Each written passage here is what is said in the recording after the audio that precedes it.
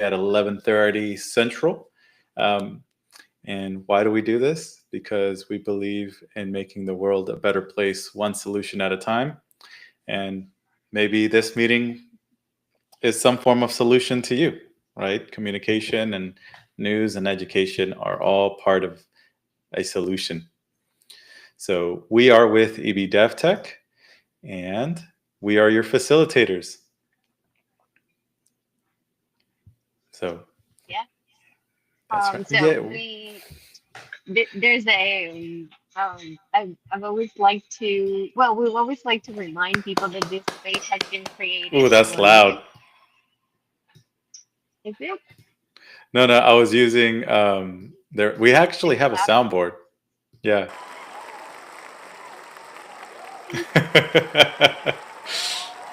Yes, we found it after 6 months.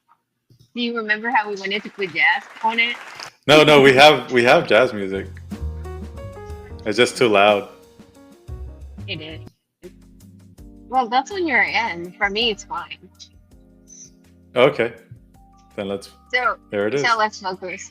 As we we were just this, we always like to discuss some sort of topic with you guys because we don't want to just stand alone waiting on a request. But this space has been created for you guys, for our clients, for anyone that would like to know or make any type of consultation.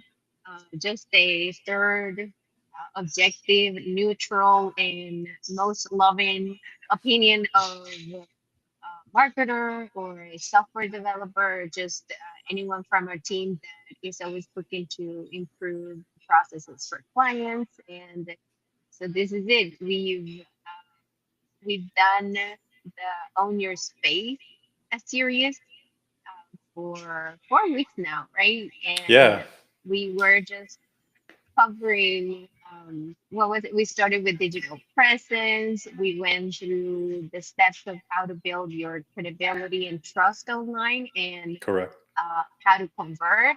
And now We talked about with conversion this pathways, I define. believe, last time. Mhm.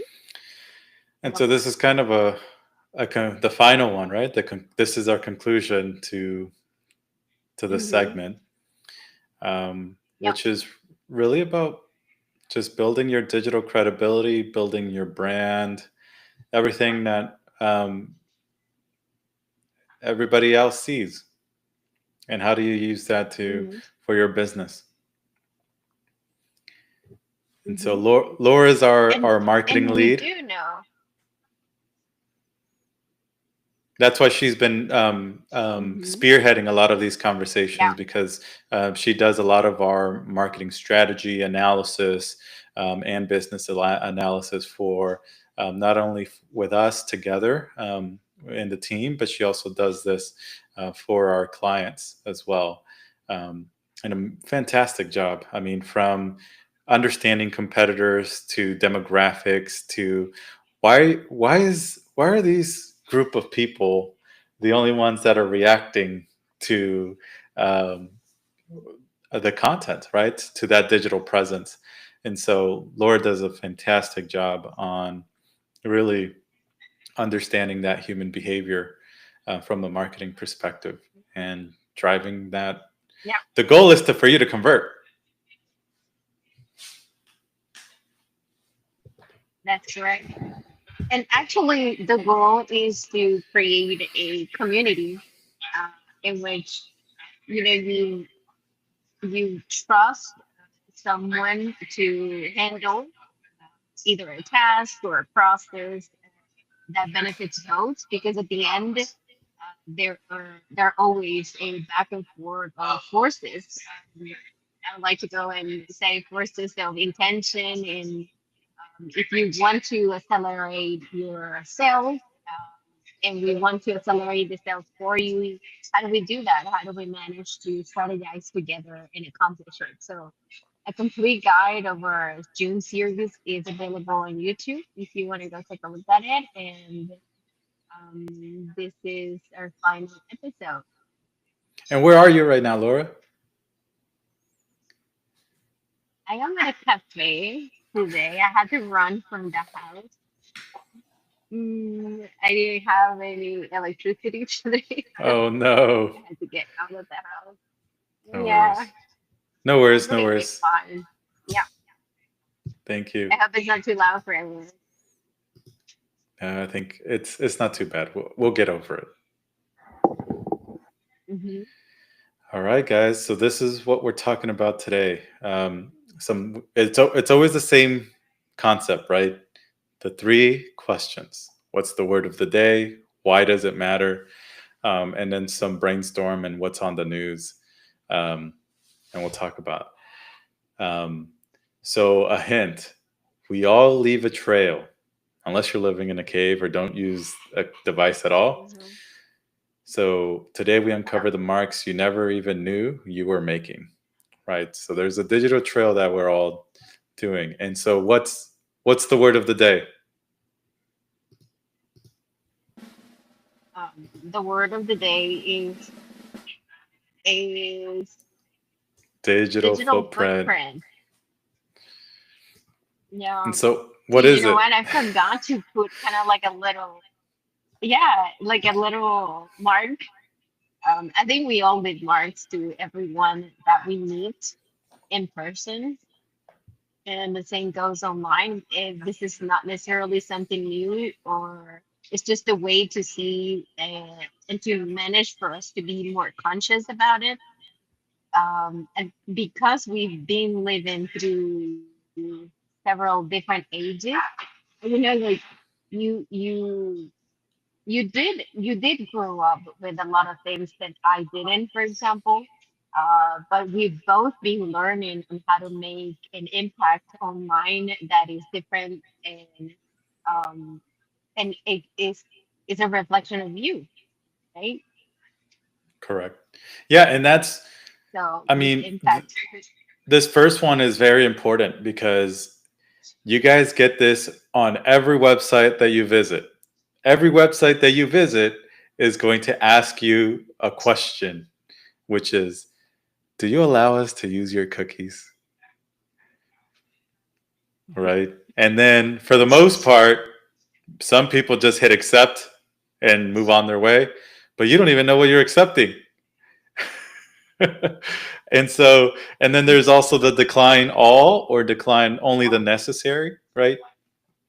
And so that's where we got to be careful with those cookies, because that's essentially um, you're leaving behind a footprint on that website where they now have some form of metadata on you, based off of um, what cookies you've allowed them to have from your browser.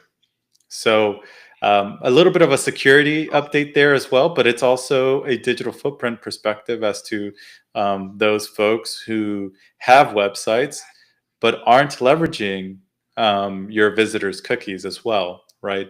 Because there are folks that are using the cookies and there are folks that are leaving the cookies, um, and they're just, I think cookies is the right approach to it, because they're just little treats that you leave behind for that website to be able to leverage and analyze that data, um, to either improve their experience, understand more of who it is that is visiting their website, what they're doing on their website, where did they come from, right?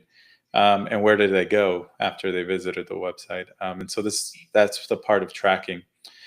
Some of these can be pretty invasive, not to scare anybody from a security perspective, but there are some. That's why you have to be careful with your Chrome extensions or the extensions that you put on your browsers, because they use these cookies, right? They have to track what you do and how you do it in order to provide you the service that that extension provides. And there's actually that's a new age of malware, Trojan, some extension malware. So be careful about the extensions that you do use. But yeah, digital footprint. cookies are very important to I that. am yet to receive. Yeah, I am yet to receive a cookie that I can enjoy. Have you That's seen true. that meme? You Yeah. know, but I think that the whole point is that is it good or is it bad that we are on an age in which tracking will be managed, and it's probably is managed already, by this whole lot of information that we leave behind. Are we consciously or passively doing it without caring? I think there's a lot of questions that can keep us, updated and basically aware. I want to say aware because there's also a lot of people around us that are also sharing posts with their sharing their ideas and stuff, and it's all about how you really, go ahead and handle all of that information. Um, I've recently read the acts that have been because we are working for a client and we're trying to deliver privacy policy message. I've been reading about that, and it just goes and it just goes in a lot of details as to what do you want to be doing with all of that information. Um, what information from you is out there that you don't even know Who that is reads those out there? policies anyways? Yeah, right. It's is it is it well, I think if you were to handle a case, I guess lawyers do, right? Yeah. What I'm trying to say is that someone does care, but if any issue were to be escalated in a manner that is serious enough for it to be even an issue, I think that it's relevant that you know what they are Correct. at the moment, even though you No, don't it's read it's always relevant because you're accepting to those privacy policies them. just by visiting their website, just like you're accepting these cookies and all. Hmm. You're essentially providing this data away to them. Um, but so a lot of people, I don't feel like. Do you feel like a lot of people understand this when they visit websites? Like, oh, I know what a cookie is. Uh, I know what they're going to use that well, for. thank you for that. Thank you for that question because actually, if you were to materialize, like I have this glass in front of me. If I were to materialize what a cookie is, I don't necessarily know, but I know that I'm leaving behind a trace.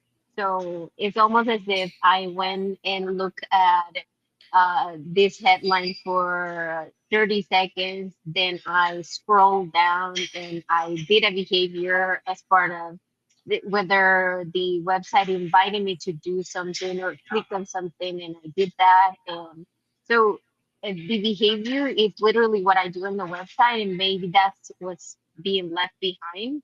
Is there anything else that I'm not aware of? I don't know. Is there That's where the I'm thinking. transaction? That's where I'm thinking. Like, what what is it, right? Like, what are we actually leaving behind, right? Let's ask. No, we didn't. No. There are some things that we're leaving behind that are very tangible, definitely. Your comments, the way that you share the content, anything that you publish online, this is actually leaving its trace, right? But on that passive, I think I'm not exactly sure. Maybe it's a hot yard report. Well, Is that one what of the it things is? I do know about cookies is that it's one of the reasons that advertisements follow you, or things from a website follow you around. Where if you are on Amazon and you are looking for um, a certain tool, And then all of a sudden, all your ads Hmm. are everywhere are selling you that tool, and you didn't even like, why is it following me? Facebook, and it's on Yeah. Facebook, it's on Instagram, it's on all your social media, and it's because Yeah. yeah, there's that cross-site tracking, right? Yeah, they do use it to review your information, and it depends how much you accept. That's why it's very important to open up those cookie settings with that website and see exactly what are they asking you to share with them, right? Don't just accept all cookies. Look at what they're actually asking you to share with them, right? Is it personal data? Is it cross-site tracking? Location and device information, right? That's important. So I've, I've always wanted to say this. I don't necessarily have had the chance to have this conversation, but I feel like more and more the traces that we leave behind, we are we need to be very conscious about the behavior that we take, because if, let's say for example, if some, yeah, I do, I look up for something and it suddenly appears everywhere, and you know that there's that joke around about Google just hearing and all of that, but at the end of the day the user is the one making the decision. you said So yes. uh, You said I accept. mhm. So yeah, so it's like there is a responsibility on both ends as far as what those cookies will be part of at the end. So I want to take on on both sides, only because I'm always trying to be like in the middle, because I'm a user too, and I don't fall for all of those advertisements. I don't want to be, unless I do want that product, I will buy it. So it's not like Exactly. I'm compulsively, doing something and not being aware or unconscious about it. So if if the responsibility is on both ends, like it is on any relationship, right? Correct. Yeah. Absolutely correct. So why No, it I matters. I agree with you. I mean, I used to just blanket accept because it's like, what am I gonna do? Like, it's just in the way, and I used to just do denial, but Hmm.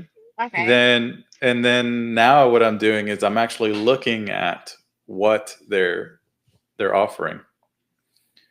Hmm. Um, I think it's but worth that, right? Because at the end of the day, you're clicking through that because something caught your attention. You're correct, looking for information. So uh, it's it's on both ends. I, correct. why does it matter for small business owners? Um, I think the online success does depend on that. You want to build your audience and you want to tag them and You want to social follow that engineer them decision. to buy your services or products. Yeah. It's Yeah, one way to think everyone about it. is. Hmm. Yep. So, And that's a lot of, I have a lot of people inside of the SEO. Like, SEO is a war zone, like a literal war zone. Like, everybody's just trying to capture someone's attention, and it's just climbing over the next person. And that footprint is that organic growth, and it's very important. yeah. Hmm. So even though, do you think that even though maybe I should be looking more into this, but do you think that even though you don't purchase the product, do they benefit of your clicking? They have, yes, because if it depends, right? It depends if you've given them the cookies, right? Because now, Hmm. if because now it's segmentation. right? If they realize from the data that you've provided them, if they do an analysis, that market analysis on that advertisement or on website traffic and visitors, and you've given them your gender, age, um, like your demographics, well, then now they can cross-reference that with all of the other data that everybody has provided them.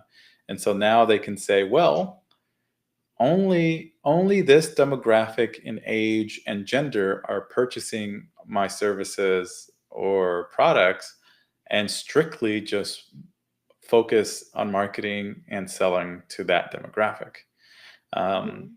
which is completely a great sales and marketing strategy. Um, Now, if Mhm. you didn't provide that information, I then think that this, they wouldn't be able to do that.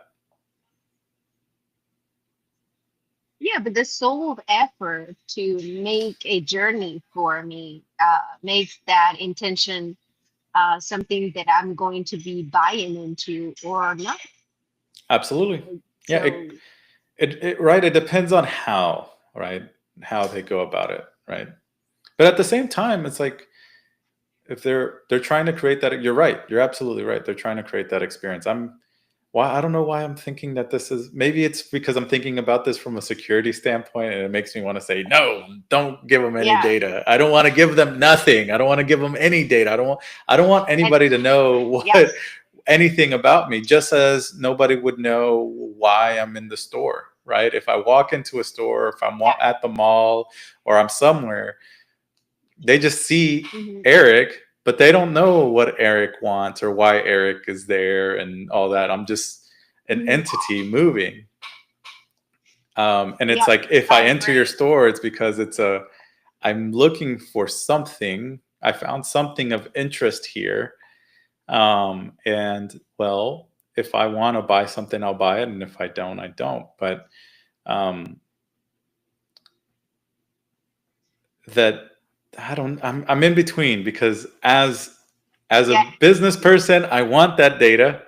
As a consumer, I don't want to give it. And so mhm, I'm in between. I'm in the middle of the road, just like you. But yeah, I'm thinking and about this I mainly think from a security aspect.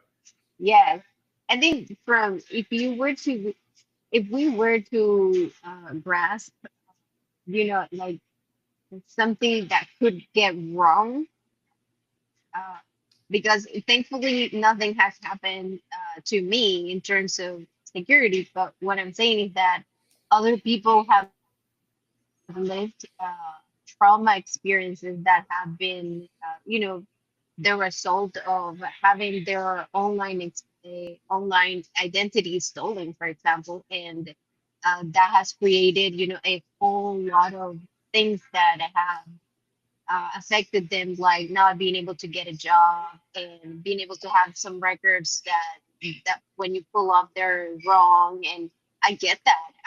I don't feel like I'm out of that sensitive zone, right? Like because I haven't experienced it, I just don't feel like it's an issue now. But if I were to be conscious about all of those people, of course it's an issue.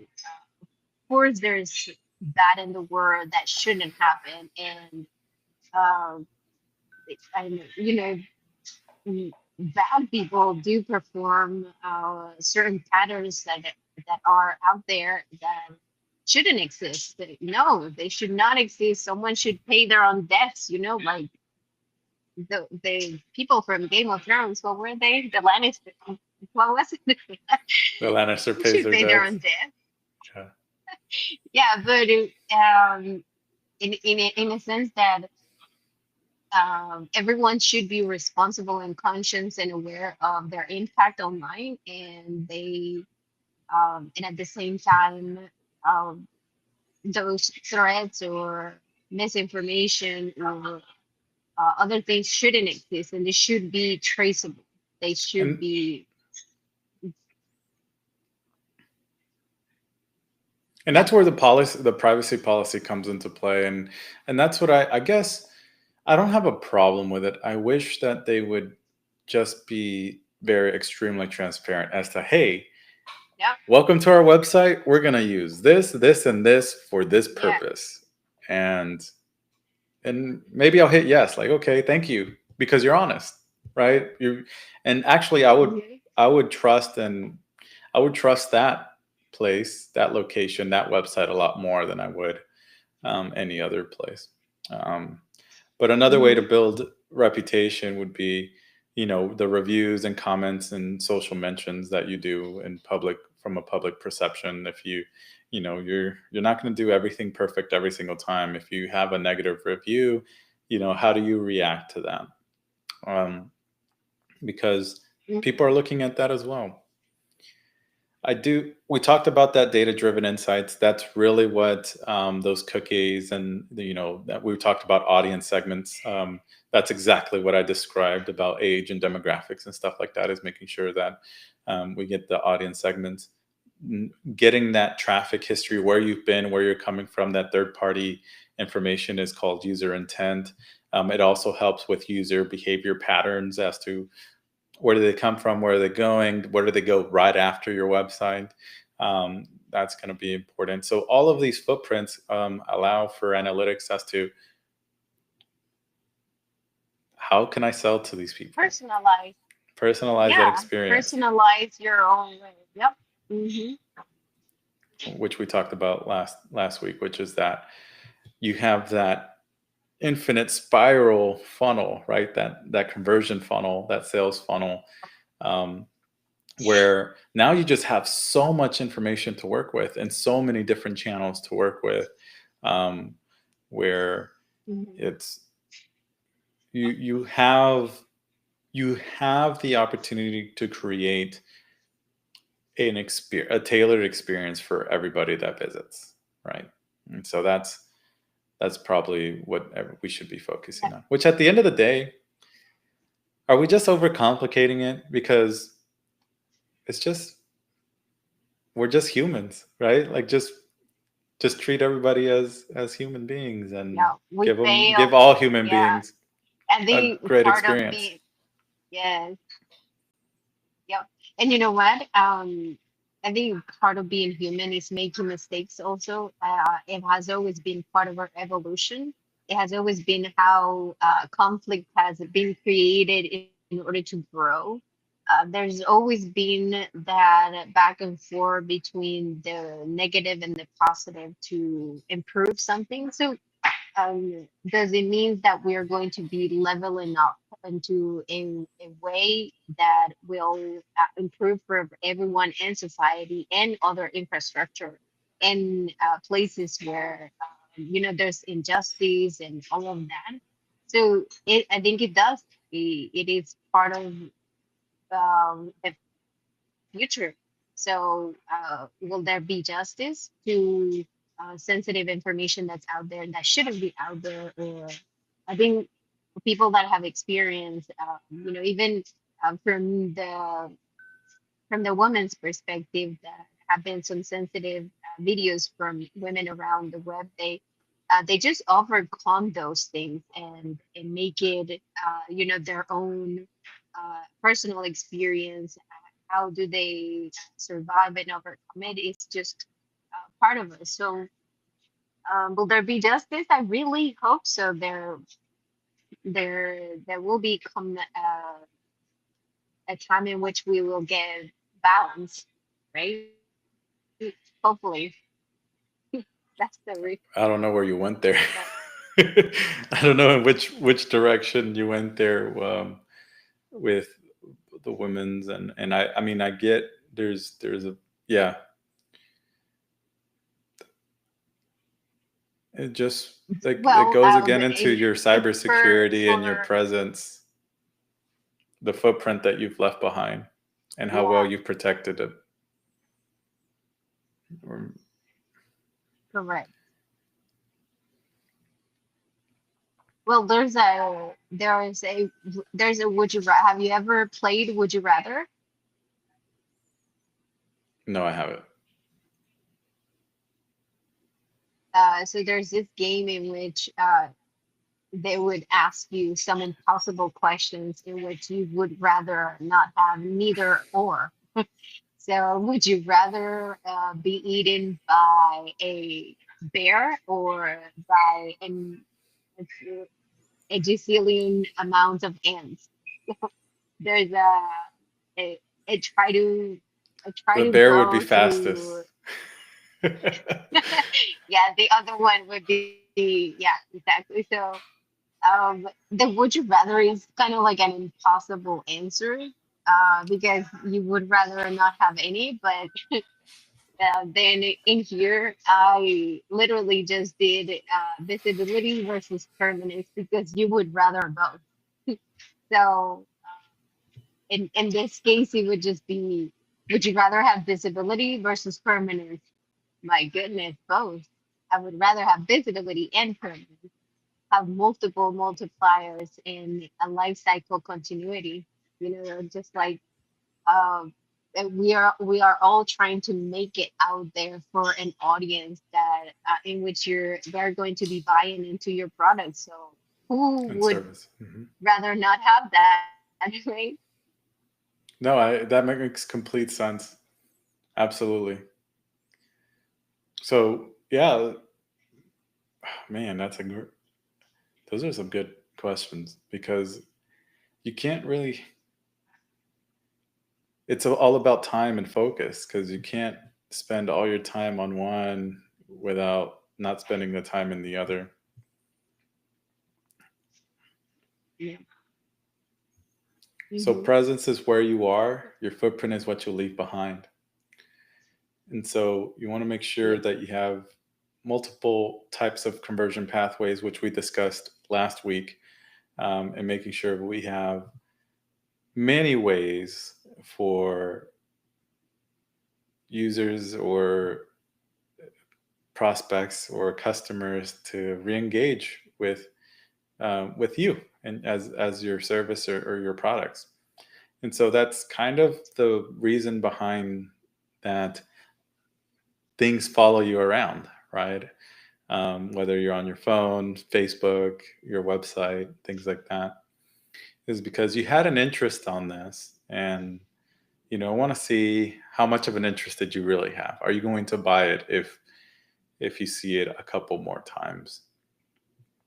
And so you want to make sure that you Right. have those high quality imprints and testimonials with those case studies because they show that other people have bought this service or product and that it's good, right?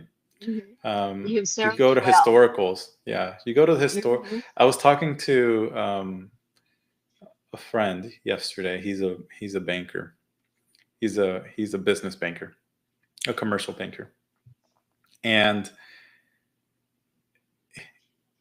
he was looking into some of the products and services that we were talking about. The products and services that we offer, um, and he was like, "Yeah." From a bank, he's like, "Yeah." From a bank perspective, the bank just looks at historical, right? Like, what have you done in the past? Um, and he's a banker, so he's talking about from a loan perspective, right? So he's like, the bank only from a loan perspective, the bank only looks in the past. They don't really look into seeing how this would function in the future. That's more for like investors and that's venture capitalists. And so, from that perspective, it's kind of the same thing here, right? You the testimonials that you leave behind are the loans that you do in the past, so that people in the present can see the interest, right? That you've accumulated. That was a very well. I need to come back to the minute 34:26 because that literally Let's is a mark it. great analogy. Yes, I like it. I'm gonna Um, take that. you But can have it. yeah, So yeah, wow. I thought about this here because what everything, all of your footprint that we as a business are doing, right? Even with this workshop and what we're trying to educate everybody in, because what are we trying to sell? We're trying to sell that we're a credible, reputable agency or technology firm. And so what we're doing here is educating what we know at a very high level and what we do in execution. And so it starts from an understanding perspective, right? Because we take a very methodical approach to everything that we do because we want to make sure that we're successful. Failure is not an option, and we like to win, right? And so when I mean by failure is not an option, I'm not saying that we're not going to fail. Is that we fail fast and we're able to correct that failure as soon as possible, and that comes from history. And I take analogies from everything in life because I feel like people are in the search for the holy grail and the answer to what is life and all this, and what's the singularity, but it's like it's in front of you. It's in what you Yeah. experience today. It's the Like it's presence that now. you have today. Yeah, it's in the Yeah. now. Yeah. Um, and Mhm. and so is this, and it's kind of works like how bank loans work, where you want to go somewhere in the future, but you have to refer to what information you have in the past in order to cr- say, yes, I want to create that loan so that I can pay that interest to go to where I want to go, right? To create that momentum in the direction I want to go. Um, but yeah. So, anyways, it's not a tech talk; it's a digital pathway talk, digital presence conversation. So, from discovery, We deliver. I wanted to tap on that because um and I'm sorry that we do get on the rambling, but it's only because we think enough on those details and execute on step by step. So you did set it on the methodology, and that's kind of like part of what DevTech has done in most of the consultations that we make, and that's what makes us unique too. So correct, uh, it's about it is about that. It's about how we uh, close a an objective. Consistency is in the now. You did say something that I love. I really do love. It's always today. I think that today has always been the opportunity. Today is always an opportunity, and the opportunity is in the now, and the consistency is what you deliver on a daily basis in order to do that. absolutely, yeah. And so we do that with presence and with footprints because every day we have to continue going, walking forward, taking a step, step by step. So here's Yep. how to use a strategy, right? So Mhm. what footprint is your company leaving behind, right? Does your brand even show up when you search for it? What about key personnel? Now, what all are some other traces of what you leave behind, right? Blogs, your social media. Does your social media, the topics in those blogs or the themes of your social media posts, do they show up, right? Not just your name, but the things that you're talking about. And then what direction do you want to go, right? Do you need to do some cleanup and then start curating another direction? Are you not responding to comments? Right?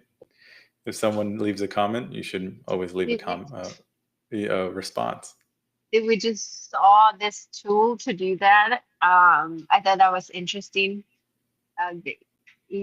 There is a way to actually create a positive impact into the comments. It would be by doing some automations on those two and make sure that you're grasping the idea of your customers and responding towards it. Yeah, and I'm a little careful with automations when it comes to those human interactions as well. Um, Yep. that's why I like it's a hybrid approach. Hey, leave a Hmm. comment with X and we'll give you something, right? Because now I know you're interested in that something that I want to provide you. And so that makes sense for automation. And then but if you're leaving a comment outside of what the automation is asking for or the thing that you're looking for, then that means you're looking for some form of attention or feedback. And that should be a human approach. Correct.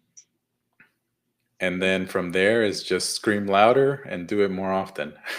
Amplify and protect, right? Make sure that it's fresh, that it has high value, and then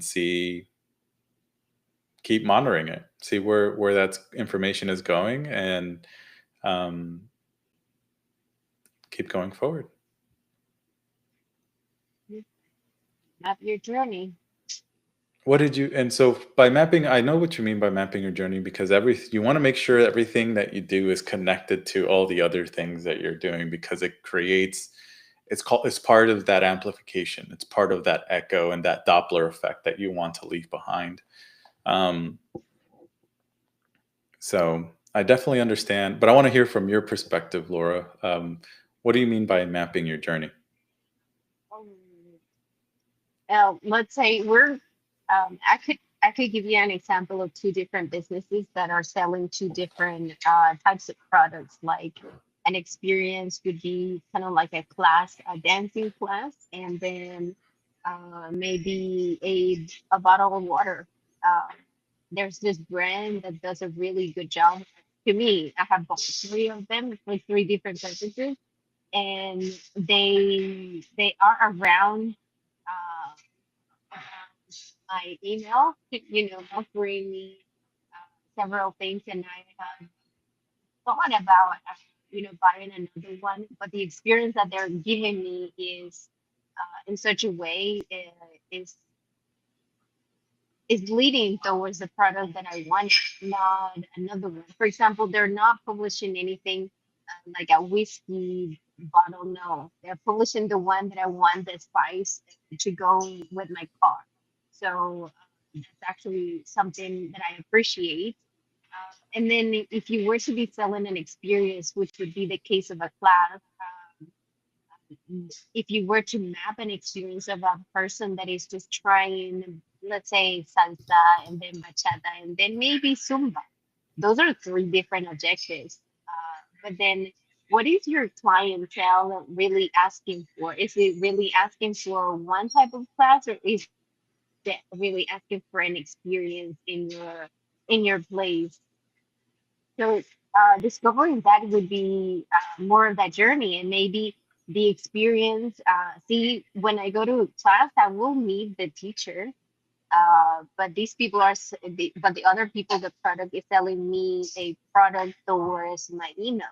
So they are both different journeys, and one of them will make and create the difference depending on how their journey is being explored. I mean, how do you hear about us?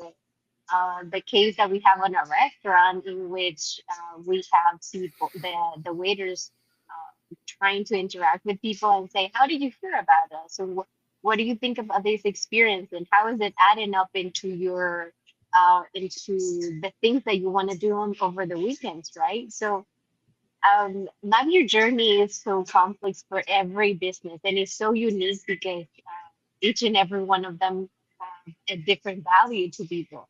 Do I appreciate when people make the effort? Completely. It's a personalized way to create a relationship, a long-term relationship that everyone has with their Yes, yes. No, I clients. thank you. That was a great Yeah. response. So what's on the Yeah. news? Oh wow, this is scary for every marketer out there now. Uh, some core updates from Google is making um this has been targeted to a specific industry or anything. It's just a core update, and every now and then Google launches this for the purposes of saying of for the users, right? For the users to keep and continue having relevant content in their feeds. And some people will need to make adjustment, and some other ones will need to continue to grow. So it will show within the next 3 weeks. And that's actually part of something that we've been discussing throughout this month. It's just great that anyone that would want to go ahead and get some technical background expertise from us, we can take a look at it and see whether we can align some goals that they've been using towards their digital presence. Yeah. So get your digital health audit. See where you're at right now and see if you're being visible. I have some other news because, man, AI is like changing. It's like a Formula One race right now. Like, no, you don't really know who's in first place because there's so many laps, there's so many races for the cup, right? And so it's a really good race right now. People are, um, you know, there's so like, and it's not, you only have like a core group that have state of the art models, and then you have those around that are trying to use those models, but for their own purposes, right? So you have Apple talking to OpenAI and Anthropic to figure out which one's going to power Siri, right? Or should Apple create their own um, Mhm. model for their own tools? And the answer is there for them. I think it's just to create their own. It's the same thing I feel like it's the same thing that's going to happen with their chips, right? They used to use Intel chips and then they started using their own because financially speaking, it just made so much more sense. And look what it's Apple has the best processors, I want to say, for the cost and the energy usage that it does, right? I don't think there's another laptop out there that has the same amount of power for the same amount of energy usage. So I think that's a big play there. But if you look at the big picture, right, the only one that's a big player that has their own model is Google. The others, they do have, like Microsoft, they tied themselves to OpenAI really early on. And so, they have a big shares in OpenAI. But Google's the only one that's built their own. That's a real competitor to these other models. And so it's an interesting play, right? Because if we go back to the Formula One dynamic, right? You have Ferrari, who is only Ferrari and builds their own vehicles and all that stuff. And then you have the others that are kind of sharing the brand, right? For example, like Red Bull or some of the other ones where you have Oracle and you have all of these other big name brands associated with that because they use some of their technology to assist building the car, the vehicle. Mhm. And it's like we're in this weird play, right now, because Apple's not going to go to Google because it's a direct competitor with Android, right? Google has their Google Pixel and the Google phone and all that. And it's like, that doesn't make sense. And so Would you go and have a Google phone to try it I out? I would try it out. I would never say no to trying things out. I think I would love to actually experience that ecosystem a little bit more and to be able to have that conversation. But I No. I am so embedded with Apple, and even from a security perspective, I like the way Apple has, and I know from a consumer and business perspective, it is a lockdown view as to Apple's processes. But when you're thinking about it at scale for the entire world, Mhm. you kind of want to have a bit of control as to who can publish and what can they publish, and the communication aspect of that. And I think Apple has actually done it right from that, their Apple Store and things like that. Yes, do they have kind of a monopoly around that? Okay, that's a whole other argument. But just talking about it objectively, of process and scale and privacy and security and the user, right? Ultimately thinking about as to how am I going to provide the end user the best experience without things being confusing or gray. I think Apple provides more of a black and white perspective on that. Where if you do go to Android, Mhm. I used to be an Android fan. I used to use only Android phones when I first, because I've always been a fan of technology. And so when I first, Mhm. I was completely against Apple.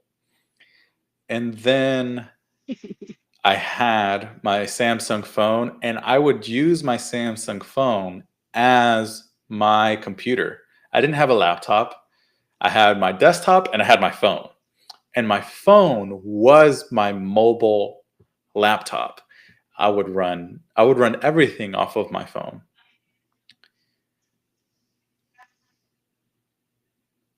to the point where it was just too much. It's like I've gone beyond what a phone should be, and at that time, obviously, I couldn't handle all of that processing because I would be doing crazy things on it anyways. But now with the ecosystem between how seamless it is for Apple products to integrate to each other into the ecosystem, and how it communicates to each other, the airdrop, everything, and considering that half of the population has an iPhone, then it just makes it so much easier. Um, like for example, just talking about security aspect of that from an Apple perspective, like you can't, unless you jailbreak your device or do some other ways of doing it, which what you're doing if you're doing that anyways. um, you can't get you know malicious software onto your phone unless you just download the wrong app, and give it access, which Apple secures and is monitoring on a frequency. Where in Android, you either go through you can go through the you there's so you can go through any of the marketplaces on Android. There's the Google Marketplace, there's a Samsung Marketplace, there's all of these marketplaces you can download from your browser, apps, and they're running on your phone. And so, yes, it's a lot more open, and it's open source, and you can do whatever you want with your phone. But I'm of the mindset that that shouldn't be the go-to for the regular user, right? You're putting the regular, normal, common user in a more risk in a world that already has a lot of risks. And I just have that peace of mind with Apple that I can give that to my child. Like if I give my if I have to, and that's where I always go to. The user is a child, and if I can Mhm. give that to the child, if I can, which do I feel most comfortable giving to a child? Yeah. It The would be the trust Apple thing. phone. Mhm. Exactly. Yeah. Yeah. not that the other ones do not do anything about it, but I agree that it's just a different ecosystem. It just runs kind of like in a personalized way. I think that Apple has done a great job just doing exactly what the user wants and calls out to that privacy thing, to that closed ecosystem. Is it us users like risking ourselves downloading things that we shouldn't? I think there's a like I've learned from many years ago, how you it, if the application is from outside of the Apple Store, you shouldn't download, and it's always going to be something messaging me about that warning. And so there's that conscientious part, right? Like that they are telling me as a user that I shouldn't be doing that, and so you're a little bit more conscious about it. But it's just it's just that it's just kind of like teaching us how to play with our devices, because at the end of the day is whether we use it for entertaining creative stuff or just about anything, it has laid out a lot of things that I was not able to do in a normal computer. uh, I just wasn't able, and it allows me on this because it's just more free. It's for me. It's almost as if the device was just built up for me. So that's kind of nice always. Exactly. No, I completely So agree. what was And the news? oh, the news is that Apple's talking to Anthropic and OpenAI Yep. on, who's going to be the model of of the Apple ecosystem, for Siri, and that's going to Mhm. be a big deal. I mean, Apple can always create their own, right? They're definitely not going to choose Google because it's a direct competitor with Android. Maybe. I don't know. That's the piece where Apple has kind of let their defenses down a bit for,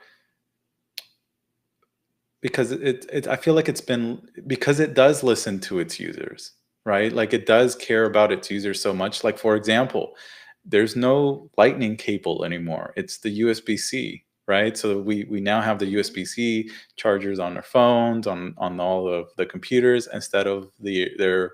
proprietary Apple stuff. So I feel like they're making very future good Mhm. futuristic decisions, and I think that's what Apple does a great job of doing, is that what do we see this being the next 5 to 10 years, and then making the right investments in that direction. Let's not talk about the Apple car. I feel like that just was a mistake, um, but but anyways, I think from if we just talk about the phones and the laptops, which is um, their biggest players, and they've always, I feel like they've made some really great decisions there in the past couple of years, and continue, and even from its inception, they've always been kind of going in the right direction. um, I think um, I think they wouldn't go with Google just because it would just make that, I think that's just too much of a big deal, with them already having to face like antitrust laws and stuff like that, and compliance. Like it would just be a big deal if they now are partnered up to use the same AI for their phones. Makes it a lot easier from a business standpoint, because now they can share resources on making that better. Make again thinking about the user's experience. If they're Mhm. thinking about the user, it would make the best experience, because now you kind of have a similar experience between the two It's phones, a joint effort. and it's a joint effort, and then if they I can feel like they collaborate. are already going in that direction. Yeah. Yeah, and they've been collaborating a lot more than Yeah. they've ever been in the past. So I feel like that would make sense. But again, how does that work from an antitrust perspective? I don't know. Um, it's just, I feel like Apple and Google have a really weird relationship, because they're competitors but they do business with each other. Like Google pays Apple to be their default Google search engine on the iPhone, and it's just it's an interesting play. Um, Granted Mhm. that Google has a top tier model compared to, um, it's up there with OpenAI's ChatGPT and Anthropic's Claude. I feel I've I don't know about you. I've switched to Anthropic. I used to be actually I'm still on ChatGPT a bit, but because it has so much information about the company, and that makes it just easier to get straight to the point. It's really an assistant, but Claude's model has been doing a fantastic job on the coding side, and just on its reporting output has just been faster and better than OpenAI than what I've been dealing with. So something to think about there. It's a little bit more expensive. Well, it's the same price if you Yeah. just get the Pro model, but at an API perspective, it is a little bit more Mhm. expensive to be with Claude. Um, but I feel like the value's still there. But who knows? This stuff is getting really complicated. Will Anyways, they have, I think they call the words collaborative effort have been around a couple of influencers that have demonstrated that the economic development do needs to go in that direction. So, in terms of um, maybe what will make sense in the future is to have a more holistic approach of the combination of both, because you can't really control a user.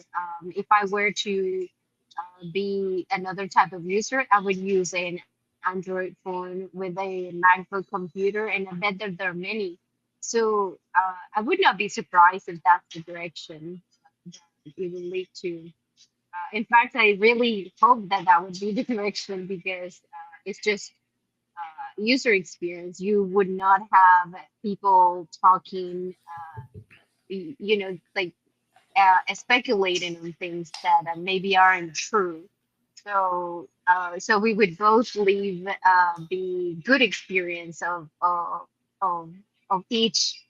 Like for example, perplexity. For example, it would be just try it out. Just also, do your own, uh, make your own conclusions, and do your own digging. What works best. yeah, and then I saw in the news as well. Now that you mentioned Perplexity, I thought Perplexity was in conversations with Apple as well. Um, Yeah, I saw that. But that was a couple of weeks ago. yeah, we'll see what happens. Yeah, too much I stuff. think they might have rejected. Yeah, we don't know. We'll see what happens. It's all up in the air. Mm-hmm. So, closing thoughts as Yeah. we wrap up this entire segment of last month on digital presence. Um, your digital footprint tells a story to the world as to what you're doing, right? Um, so make sure it's worth reading. Um, be selective on who you give your information. It's you're giving them something for free, and they're giving you something for free in return, whether that's an article, etc. So I think there is a lot of give and take there, but make sure that you're understanding what you are giving, because you might be giving a lot more than you would want to.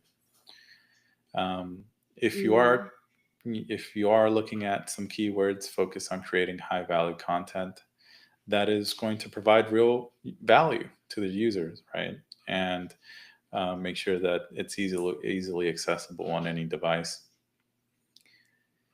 So you want to make sure that everything that you do is architected for the quality, and remember that's the experience that your users are going to experience and receive. So make sure that you take a look at your website as a whole and really try to be objective. Our website is something that we've been working on um, for the past couple of months and talking about and coming back and forth as to what is it that we want to do here. Because we know we have a lot of information, we do a lot of things, we provide a lot of services and products. So we're trying to think that really hard and true as to providing everything that we've talked about, right? We're trying to do for ourselves. Obviously, it's a lot easier doing it for our clients because that's who pay us to focus on them. And so we're trying to take a little bit of that time to focus on ourselves. As always, you're always trying to do the best for everyone else, and you kind of leave yourself for last. But we're still actively working on that.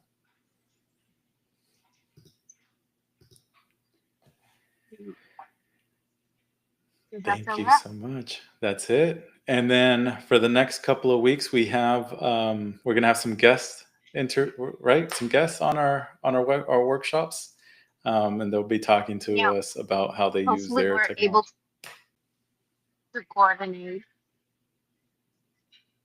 Absolutely. So yeah, please feel free to leave a comment, give us a like, follow us, please. Show us what you like, what you don't like. We're on YouTube, we're on LinkedIn, we're on Facebook, Instagram, TikTok, even on Twitch. We're really trying to grow this audience. And thank you. Thank you so much. Thank you, Laura. Thank you. Take care. Goodbye. Bye.